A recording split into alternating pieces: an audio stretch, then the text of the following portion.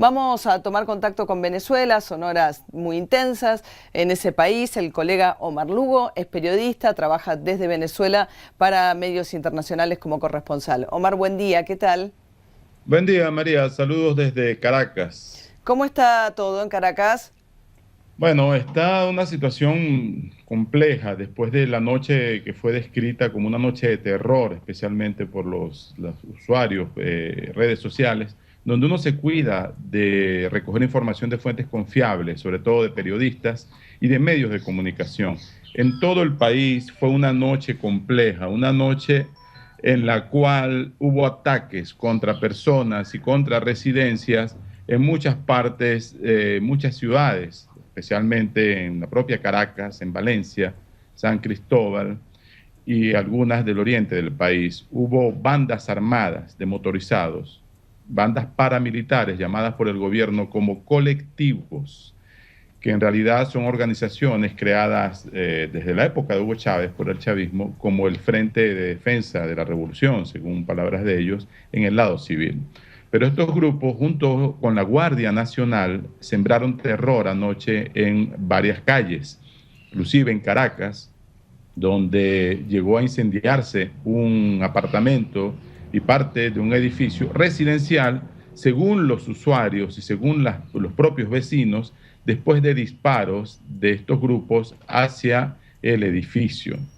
Fue una noche de mucho miedo hasta pasada la medianoche porque caravanas de motorizados armados recorrían la ciudad disparando, no solamente al aire. Mientras tanto, la Guardia Nacional estaba intentando capturar a manifestantes en una plaza llamada Altamira, aquí en el municipio de Chacao de Caracas. Y los manifestantes se escondieron en los edificios, unas 300 personas, incluyendo algunos periodistas, entre ellos periodistas internacionales, y los guardias nacionales estuvieron asediándolos durante varias horas, intentando atraparlos cuando salieran de los edificios. Esto creó una situación de mucho miedo entre las personas. Hubo heridos, inclusive al menos uno herido de una bomba lacrimógena en el rostro.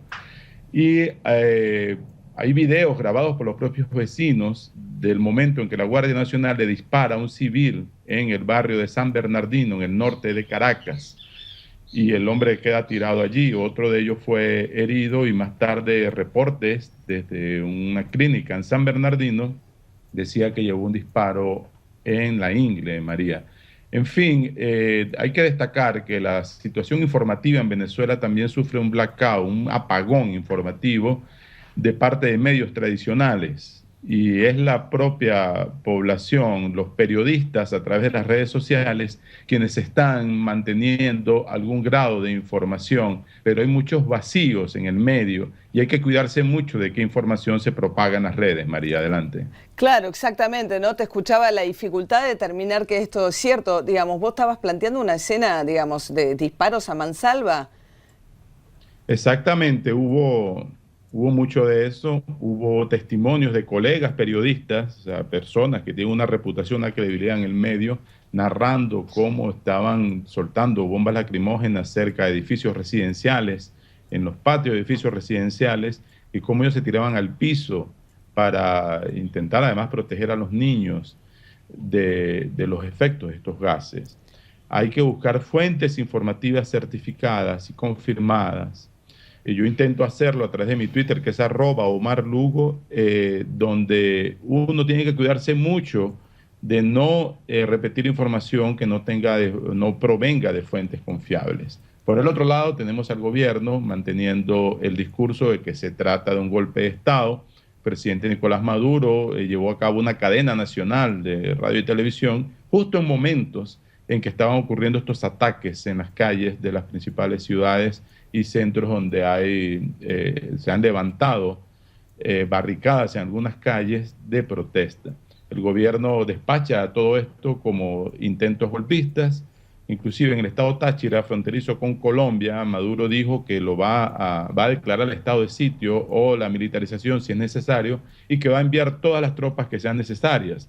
Está culpando ahora a colombianos que según él están atacando a Venezuela desde el lado de ese país vecino y hermano y socio comercial, un estado, una provincia de Colombia llamada Norte de Santander, colinda con el estado Táchira. Allí hoy la situación amaneció muy seria también. Había vigilias, hubo algunas de estas vigilias fueron dispersadas por la Guardia Nacional. Se cerró momentáneamente el puente que comunica a los dos países, pero según reportes esta mañana de RCN, que es la Radio Caracol de Colombia, se volvió a abrir el puente y está otra vez el tránsito, pero se espera que en este estado ocurran cosas en las próximas horas, porque Maduro culpa al alcalde de la ciudad de San Cristóbal, que es opositor electo en diciembre, de estar fomentando lo que él llama golpismo o los disturbios. Lo cierto del caso, María, es que esto es aparenta ser un movimiento colectivo de protestas de mucha gente en varias ciudades y no tiene esa definición aparente de lo que el gobierno califica como un intento de golpe de Estado contra ellos. Son manifestantes civiles, básicamente, que están siendo atacados por grupos paramilitares armados y por efectivos de la Guardia Nacional y de la policía. Como saben ustedes, ayer murió una joven, Génesis Carmona, en la ciudad de Valencia, después de haber llevado un tiro en la cabeza durante una manifestación pacífica un día antes. Que fueron, digamos, del 12 de febrero en adelante han sido ya 5 las víctimas, ¿no? 6 las víctimas. 6. Uno de ellos era uno de justamente integrante de estos grupos chavistas, ¿no? Una de las víctimas.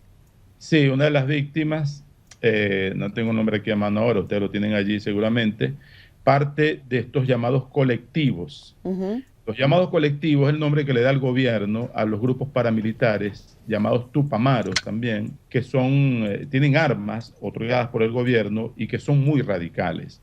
Para que tengas una idea, te recomiendo que busques un artículo en BBC Mundo, en español, donde el corresponsal acá fue al entierro de este sujeto, de este señor que murió en medio de una manifestación, y ellos narran en ese reportaje cómo es la cantidad.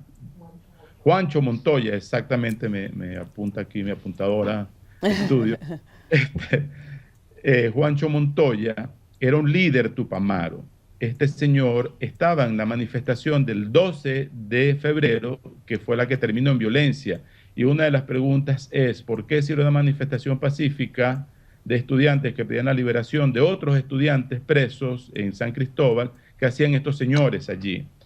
Lo cierto es que el entierro de Juancho Montoya es esa descripción que hace el corresponsal de la BBC es un fresco de cómo operan estos grupos. Hubo disparos durante 5 minutos de armas de diverso calibre durante ese entierro, y a los gritos de dejen las balas para Altamira fue que detuvieron la exhibición de estos disparos. Ahora, ¿se sabe de dónde vino el disparo que lo mató? Oye, hay una investigación muy buena, el diario Últimas Noticias, que ustedes la pueden consultar, donde está aprobado que fueron efectivos del SEBIN, que es la policía política del gobierno, la que disparó en esa manifestación. A los pocos ha ido saliendo la verdad sobre esta situación. Está claro que eran grupos manifestantes pacíficos los que estaban en este lugar, no estaban armados, independientemente de que según las acusaciones del gobierno había algunos infiltrados o que se haya disparado la ira después de los 2 asesinatos de ese día. Hay que ver todo esto en perspectiva. El propio presidente Nicolás Maduro dijo anoche que no iba a permitir que criminalizaran a estos colectivos, que los satanizaran. Él le ha dado su respaldo público en discurso, inclusive el propio Día de la Juventud, el 12 de febrero, cuando ocurrían estas protestas, estas muertes, Maduro le ofreció todo su respaldo a estos colectivos. Esto también puede haber desatado algunos demonios, según analistas, porque son personas que se creen, más allá del bien y del mal, se creen que pueden operar de esta forma, e inclusive hay evidencias, videos, fotos, testimonios, testigos directos, que han visto cómo son protegidos por la Guardia Nacional, que es un cuerpo militar, durante estos eventos, estas manifestaciones. Ahora, Omar, ¿qué es lo que buscan la oposición? Es muy variada, es muy diversa, hay peleas también o divisiones dentro de la oposición en Venezuela.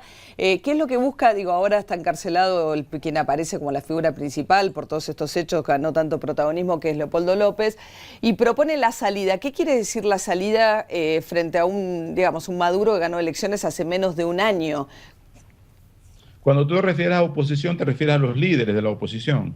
Sí, no, te pregunto, digamos, ¿qué salida institucional puede tener un conflicto de estas características en Venezuela? Porque A lo que ver, plantea Maduro es, lo que buscan es voltearme a mí y yo tengo un mandato vigente, ¿no? ¿Cuál es el...? así es, pero aquí hay varias cosas que hay que tomar en cuenta, por lo menos en lo que respecta a los acontecimientos de los últimos días. Este fue un movimiento espontáneo que nació especialmente el movimiento estudiantil en el Ujú. estado Táchira, en la frontera con Colombia, la ciudad de San Cristóbal. Hace algunas semanas, unos estudiantes estaban protestando por el alto grado de violencia en el campus de la universidad y había ocurrido el intento de violación de un estudiante. Ellos fueron a protestar a una redoma en la ciudad y fueron presos. Después, un grupo de estos estudiantes, 8 de ellos, fueron llevados a una cárcel muy peligrosa llamada Coro, de la ciudad de Coro, en el occidente del país. Fueron trasladados en helicóptero. Esto desató nuevas protestas y el día 12 fue convocada una marcha para la fiscalía pidiendo la liberación de esos estudiantes. Esa marcha, después que llegó la fiscalía, fue atacada por estos grupos armados y ya tenemos, ya ustedes conocen el saldo de ese momento. Uno de los que estaba en esa marcha era Leopoldo López, que como sabemos es uno de los dirigentes de la oposición más radicales porque ha pedido la salida de Maduro.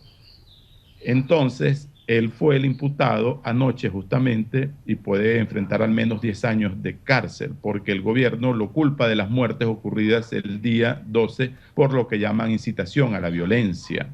Entonces es un escenario bastante complejo. Por el otro lado de la oposición tenemos el otro líder destacado que es Enrique Capriles, Ujú. gobernador del estado de Miranda, quien perdió por un estrecho margen de 1,4 o 49 puntos porcentuales las elecciones frente a Maduro en abril pasado y nunca lo reconoció a Maduro como presidente, argumentando que hubo muchas irregularidades en las elecciones, hubo Ujú. ventajismo, hubo grupos armados de estos motorizados incitando al miedo en algunos centros de votación y él argumenta que algunas personas votaban por otras, llevaban a las personas a Mm. votar obligatoriamente también, lo que en otros países sería voto comprado también, Ujú. dando algunas prebendas.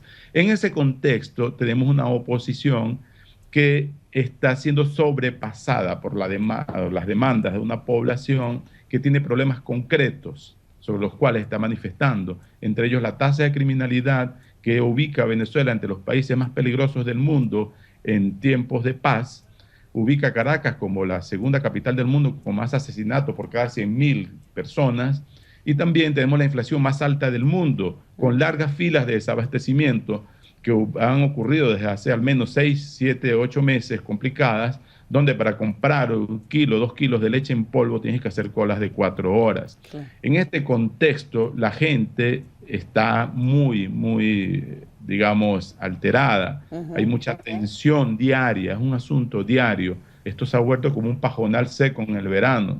Cuando ocurren estos eventos, estos asesinatos de estudiantes, de jóvenes, como esta niña Génesis de ayer, o el otro chico de 17 años que fue asesinado hace 3 días por un automóvil cuando intentó pasar por la fuerza una barricada en una ciudad llamada Carúpano, en el interior del país, que por cierto ya el autor está siendo procesado por la fiscalía. Cuando ocurren estos eventos se enardecen los ánimos. Por eso mucha gente teme que no se sabe cuál es el final de esta historia, porque como dice un dicho en el llano venezolano, una cosa es invocar al diablo y otra es verlo venir, María. Mm. Sí, la verdad es que es preocupante, Omar, el escenario, digamos, sobre todo por la manera en la cual, digamos, administra lo que tendría que ser el monopolio de la fuerza por parte del Estado. Si tenés civiles, paramilitares, armados, reprimiendo manifestaciones, se vuelve una situación, bueno, que ya se ha cobrado nada más que en los últimos días 5 muertes. Es una situación muy grave la que estás describiendo, Omar. El problema con todo esto también es que hay una negación del diálogo posible. El gobierno despacha cualquier manifestación como un intento golpista de lo que llama fascismo. Ujú. Cualquier denuncia de corrupción lo despacha diciendo que son agentes infiltrados de la CIA, los que están haciendo propiciando los datos. Cualquier información de prensa que no le conviene suele ser censurada o por lo menos atacada públicamente por el propio gobierno, en vez de abrir investigaciones, por ejemplo, cuando hay denuncias sustentadas sobre desmanes con el tesoro público.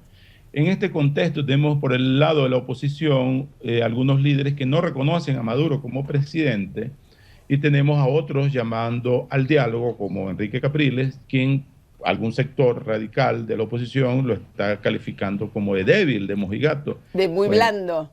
Exacto, muy blando. Y algunos opositores en la calle, cuando me refiero a opositores me refiero a manifestantes, en este caso, personas que están muy enojadas, quieren empujar la historia hacia adelante, quieren que ocurran cosas.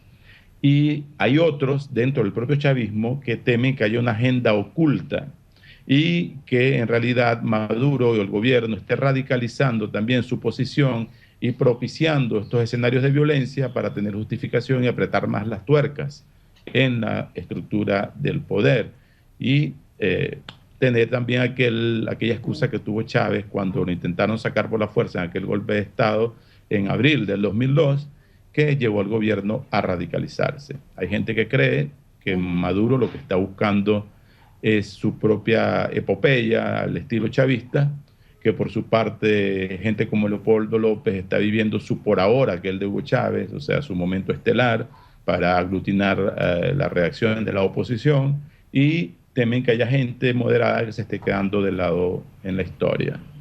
Esto se va a complicar, obviamente, internacionalmente también, ya con Colombia es previsible que en las próximas horas haya una respuesta por esta acusación severa de Maduro, diciendo que los colombianos están atacando Venezuela desde el territorio colombiano. También el presidente de Estados Unidos, Barack Obama, pidió diálogo, y como sabemos, cuando el último que pidió diálogo fue Santos, y Maduro lo mandó literalmente al infierno. Bueno, Omar, eran estas cosas. Te agradecemos muchísimo tu tiempo, ¿eh? Vamos a estamos todos muy atentos siguiendo los acontecimientos en Venezuela. Muchas gracias, Omar. Un abrazo, buenos días. Cualquier duda, Lugo, arroba Omar Lugo. Es bueno saberlo porque uno trata de encontrar algunas qué cuentas seguir a través de Twitter como para saber lo que está pasando. Arroba Omar Lugo. Chau, chau, buen día. Hacer una aglomeración de información allí, agregando. Perfecto, un abrazo.